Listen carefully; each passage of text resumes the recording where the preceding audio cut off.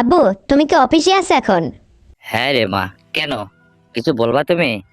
না আব্বু, ওই যে সকালবেলা তুমি আম্মুর সঙ্গে যে আচরণটা করে গেলে, এই জন্য বলছিলাম যে তুমি আসলে অফিসে আছো না কোথাও গেছো। আচ্ছা মা, একটা সত্যি করে কথা বলো তো। কি বাবা, বলো তুমি। গত রাত্রে যে আমি বাইরে থেকে এলোপাতাড়ি হয়ে আসলাম বাসায়, এসে দেখি মানে কারেন্ট নেই, ঘরটা অন্ধকার। তো তুমি তো তোমার আম্মুর পাশেই শুয়েছিলে।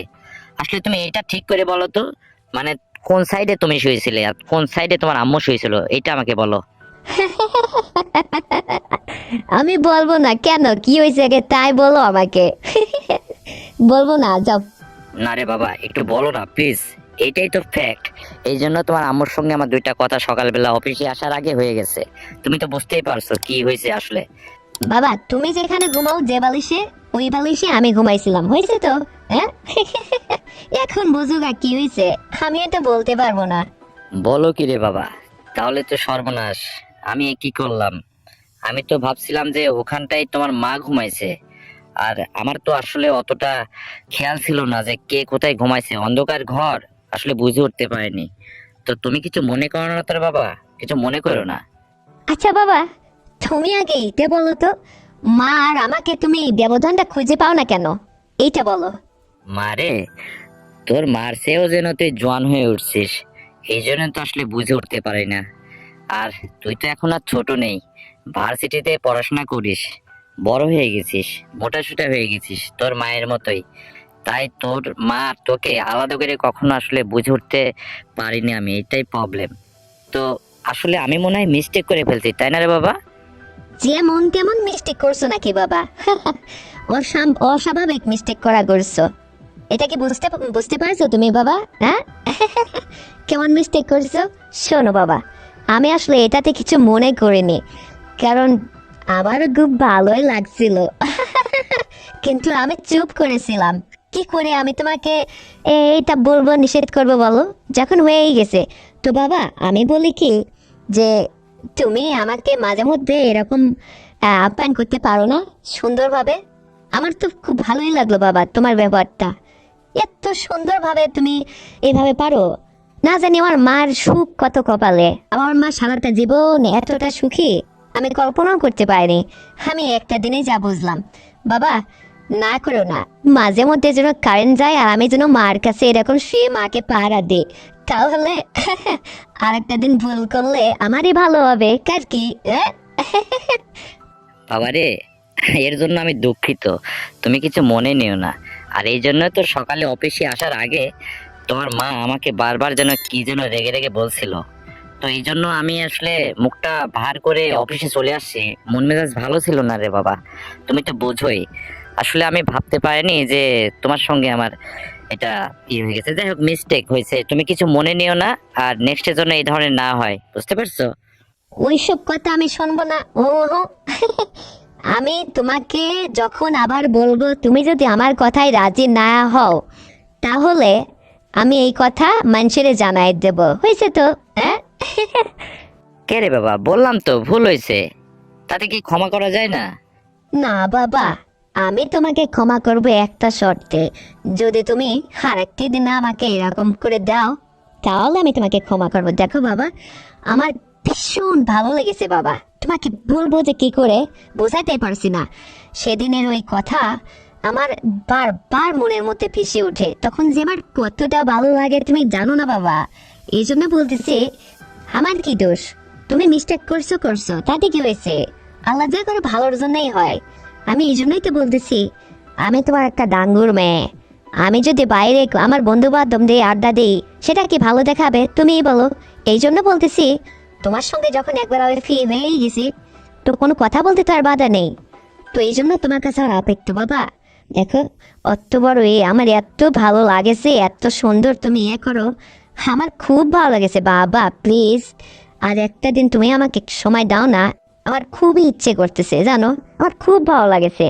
আসলে জীবনে কখনো এরকম অনুভূতির মধ্যে পড়েনি তো, তাই আসলে মনটা চাইছে। আর শোনো, আমি না তোমার একটাই মেয়ে, কলেজে লেখাপড়া ভার্সিটিতে লেখাপড়া করে আমার এতদিনের আশা আকাঙ্ক্ষা কোনটা তুমি অপূরণ রাখছো বাবা বলো? আর তুমি এটা আমার পূরণ করবে না, তা কি হয়? ওইসব কোনো কথা চলবে না কিন্তু। আমি যখন যেটা বলবো তোমাকে শুনতে হবে, তাহলে কিন্তু আমি সত্যি মায়ের সঙ্গে তোমার আবার মাছের সঙ্গে তোমার ঝামেলা পাকিয়ে দেবো। আমার ওই সমস্ত কোনো কথাই তোমার আমি শুনবো না রে। তুমি আমার কথা রাখবে, আমার লাগবে, বাস। তোমাকে আমার খুব পছন্দ হয়েছে, হয়েছে তো? হ্যাঁ। তাহলে এক কাজ করো বাবা, তোমার মা, তুমি আর আমি চলো কক্সবাজার যে একটু বেড়াই আসি, বেড়াইলে মনটা ভালো থাকে। ও, এর মধ্যে আবার মাকে টানছো কেন? মা বাসায় থাকবে, শুধু তুমি আর আমি কক্সবাজার যাব। যদি রাজি থাকো তাহলে ডেট করো, চলো যাই কক্সবাজার। যে তুমি আর আমি বেড়াবো, তাহলে কি হবে বুঝতে পারছো তো এখন? হ্যাঁ, কি তোমাকে আরো বোঝাইতে হবে? হ্যাঁ।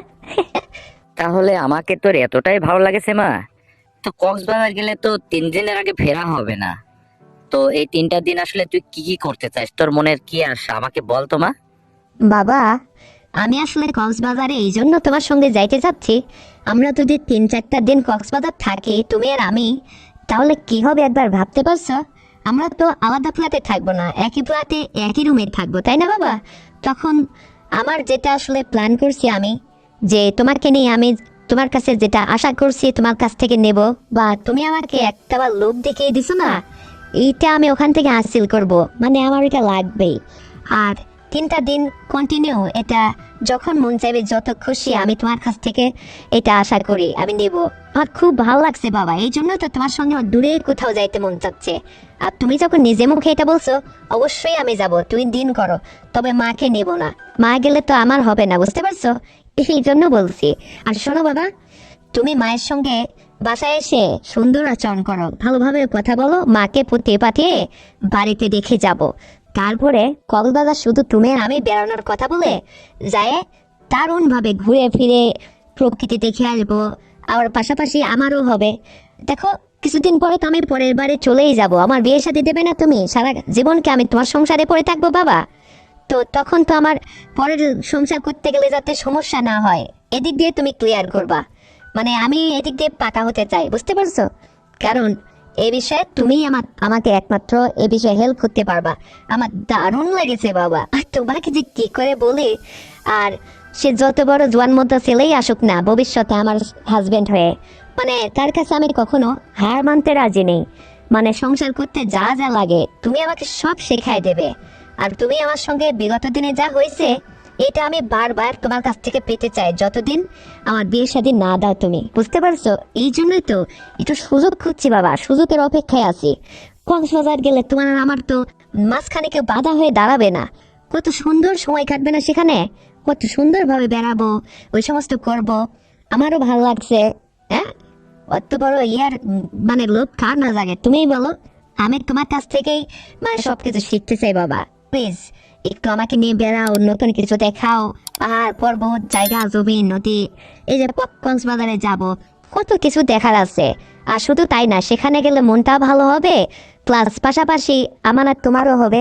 আচ্ছা, একটা প্রশ্ন করি বাবা, ভুল করে তোমার সঙ্গে আমার যা হয়েছে হয়েছে, এটা ভুলে যাও তুমি। সত্যি করে বলো তো, মানে তোমার সেই রাতের ওই মানে মিস্টেক করা ঘটনাটা মানে আসলে তোমার কাছে কেমন লেগেছে? তোমার মনের অনুভূতিটা কি? তুমি তো একটাবারও আমাকে জানালে না, আমি তো শুধু বলে যাচ্ছি তোমাকে। বাবা রে, আমারও তো খুব ভালোই লাগেছিল। আসলে সেই দিন আমি বুঝতে পারিনি যে হঠাৎ করে আমার এত ভালো লাগছে কেন।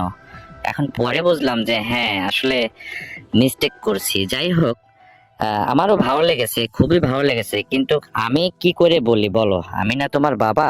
আমি যদি তোমাকে এই কথা আবার নিজে অফার করে আবার বলি, এটা কি আমার মুখে মানায়? তুমিই বলো। এই জন্য বলছিলাম যে কোনো কিছু না হয় না হোক, এখন তুমি যেহেতু ছাড়ছই না, তো চলো যাক, আমারও ভালোই হবে।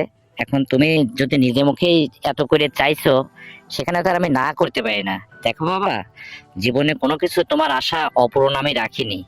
তোমার লেখাপড়া করার ক্ষেত্রে, পোশাক আশাক, যখন যা তোমার ইচ্ছা হয়েছে সব ইচ্ছা আমি পূরণ করছি। তো এটা জীবনে বাকি রাখবো কেন, এটাও পূরণ করব। ঠিক আছে, তাই হবে। আচ্ছা বাবা, তাই হবে, তাহলে দারুণ হবে। আমি তো এটাই চাচ্ছি। শোনো বাবা, মাকে কিন্তু ম্যানেজ করবে। আর এই সপ্তাহের মধ্যেই তুমি চেষ্টা করো যাবার জন্য।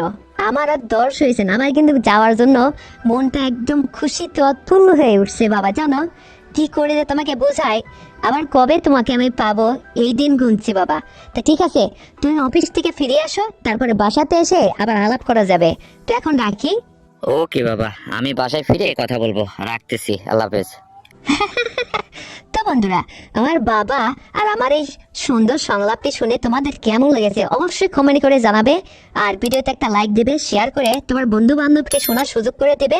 আর হ্যাঁ বন্ধুরা, তুমি যদি এই চ্যানেলের নতুন দর্শক হয়ে থাকো তাহলে এক্ষুনি চ্যানেলটাকে সাবস্ক্রাইব করে দাও। আর আগামীকাল সুন্দর গল্প নিয়ে আসছি, ততক্ষণে নিজের যত্ন নিও, সবাই ভালো থাকবে, আল্লাহ হাফেজ।